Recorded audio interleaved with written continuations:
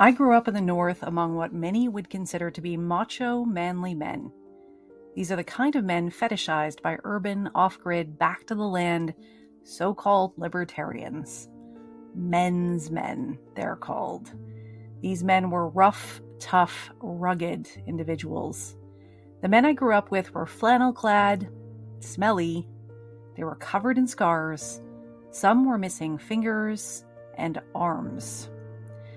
These men eschewed safety gear and decried workplace precautions for being, quote, too soft. These men wanted the world to know they weren't scared of anything or anyone. The men I grew up with handled toxic chemicals with their bare hands, breathed in noxious fumes, and were cavalier and freewheeling in the handling of dangerous equipment, instructions, regulations, books, doctor's advice? Nah. They had absolutely no use for any of that muck. Many of these men spouted conspiracy theories, were fearful of doctors, teachers, and book learning. These men were often dirty, violent, and frequently seriously ill. I used to think the men in my rural backwards town were simply ignorant, cut off from civilization. I worked so hard to leave that place and find somewhere in Canada where people embraced collectivism, mutual support, medicine, and learning above all. I wanted to be somewhere safe from these kinds of rugged, macho men.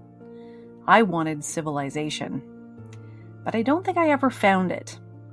Today, I see white-collar men in workplaces deride masking, proudly floating any safety precautions, while raw-dogging stale air in indoor spaces, all while demanding others toughen up, show up, unprotected, to dangerous, crowded spaces. Long-term health risks? Be damned.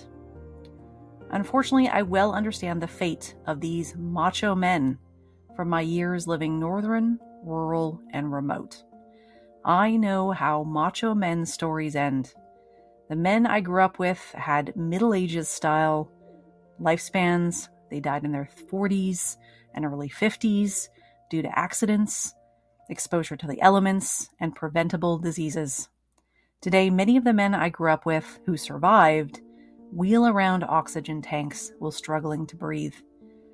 I had thought these kind of macho men were a thing of the past until I read deeper into a Lancet article when I see that they are in every level of power and in government.